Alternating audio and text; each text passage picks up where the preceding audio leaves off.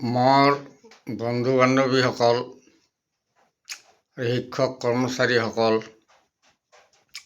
আপোনালোকে জানেই যে আমাৰ মুখ্যমন্ত্ৰী ডাঙৰীয়াই অসমত EPS দিব বুলি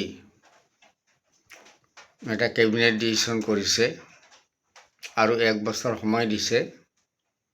1 বছৰৰ ভিতৰত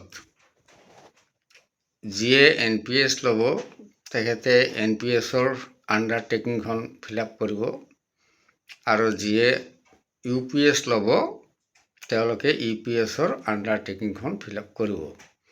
কিন্তু এতিয়ালৈকে অফিচত অৰ্ডাৰ অহা নাই, আমাৰ জিলা পৰ্যায়ত অহা নাই, আৰম্ভ হোৱা নাই। চেণ্ট্ৰেলত হৈছে, চেণ্ট্ৰেলত আগতে হৈছে।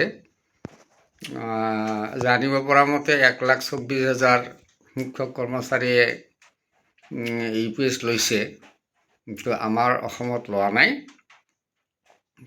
অসমত আন্দোলন চলি আছে। এই মাহৰ 24 তাৰিখ, এই মাহৰ 24 তাৰিখে আমাৰ মাননীয় মুখ্যমন্ত্ৰী ডাঙৰীয়াক এখন স্মাৰকপত্ৰ দিছে প্ৰত্যেক জিলাৰ পৰা, যে আমাক পুৰণি পেঞ্চন দিব লাগে এই বুলি। আৰু আমাৰ কৰ্মচাৰী পৰিষদে 28 তাৰিখৰ পৰা 31 তাৰিখলৈকে অৱস্থান ধৰ্মঘট কৰিব। অৱস্থান ধৰ্মঘট কৰাৰ কাৰণে প্ৰত্যেক জিলাতে জনাইছে। আৰু জানুৱাৰী 2 তাৰিখৰ পৰা 10 তাৰিখলৈকে স্বাক্ষৰ অভিযান চলিব। স্বাক্ষৰ সংগ্ৰহ কৰিব। আৰু ফেব্ৰুৱাৰীৰ 2 তাৰিখে কলা দিৱস পালন কৰিব। প্ৰত্যেকবাৰে ফেব্ৰুৱাৰীৰ 2 তাৰিখে কলা দিৱস পালন কৰা হয়, কাৰণ এই ফেব্ৰুৱাৰীৰ 2 তাৰিখে আমাৰ OPS আঁতৰাই NPS আনিছিল। এই NPS ফেব্ৰুৱাৰীৰ 2 তাৰিখে আনিছিল, সেইকাৰণে এই ফেব্ৰুৱাৰীৰ 2 তাৰিখে কলা দিৱস পালন কৰিব। যে আমাৰ কৰ্মচাৰী পৰিষদে যিখিনি কাৰ্যসূচী হাতত লৈছে সেইখিনিক আমি অভিনন্দন জনাইছোঁ। আমি আঁকোৱালি লৈছোঁ যে কৰ্মচাৰী পৰিষদে কাৰ্যসূচীখিনি ঠিকেই লৈছে। আৰু মাজে সময়ে আমাৰ তেনেকুৱা আন্দোলন চলি আছে। আৰু সদৌ অসম চৰকাৰী NPS কৰ্মচাৰী সংস্থা তেওঁলোকো কৰি আছে। তাৰ মাজতে কৰ্মবিৰতি হ'ল আৰু আমাৰ দিল্লী চলো আন্দোলন হৈ গ'ল। কেন্দ্ৰত আমাৰ অধ্যক্ষ মহাশয়, আমাৰ এই বিজয় কুমাৰ বন্ধু ডাঙৰীয়া, তেখেতে বহুত খাটি আছে। ৰামলীলা ময়দানত, দিল্লী ৰামলীলা ময়দানত কেইবাবাৰো আমাৰ তেনেকুৱা ধৰ্ণা প্ৰদৰ্শন হ'ল, আন্দোলন হ'ল। লাখ লাখ মানুহ তাত জমা হৈছিল। আৰু দিল্লীৰ যন্তৰ মন্তৰত এই অলপতে আন্দোলন হৈ গ'ল। গতিকে বহুত আন্দোলন চলি আছে, কিন্তু চৰকাৰে আমাক সঁহাৰি দিয়া নাই।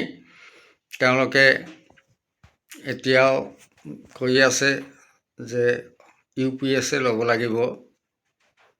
এতিয়া চাওক, UPS NPSত কৰি বেছি অলপ বেয়া বুলিয়ে ভাবোঁ।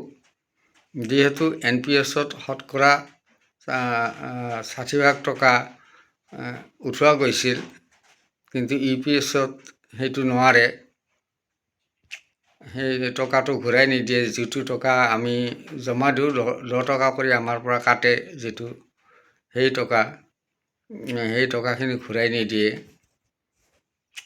কিন্তু পুৰণি পেঞ্চনত টকা নেকাটে। GPFত তেওঁলোকে টকা দিয়েহে, কিন্তু টকা নেকাটে।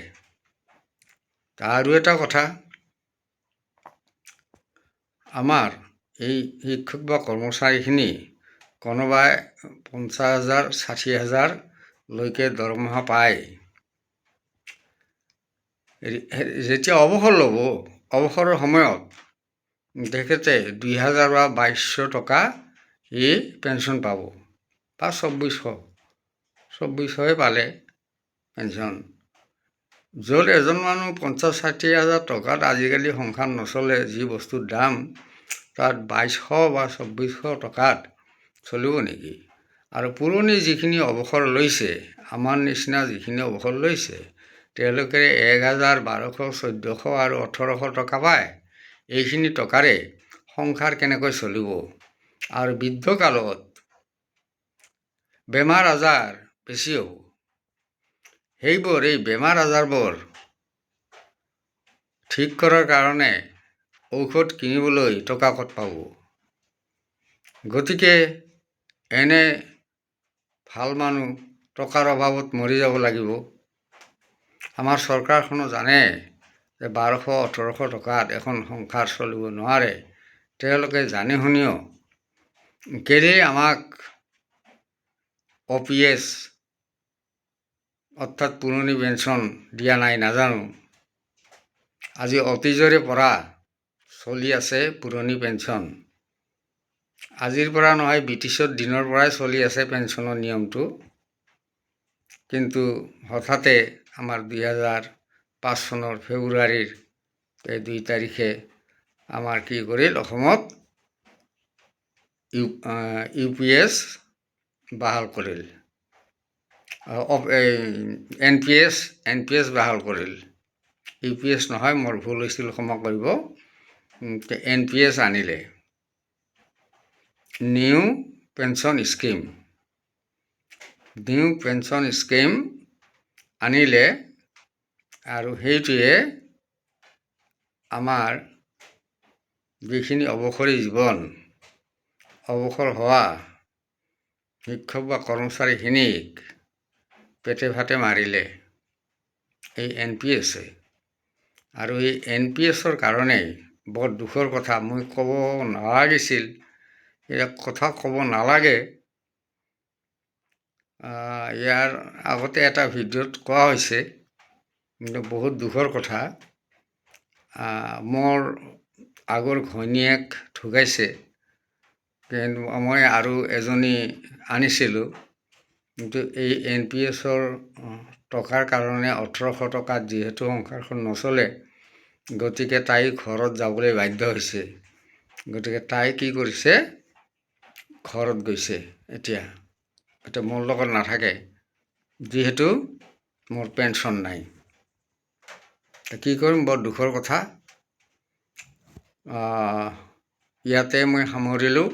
যদি মোৰ কিবা কোৱাত ভুল হৈছে, তেনেহ'লে ক্ষমা কৰিব সকলোৱে।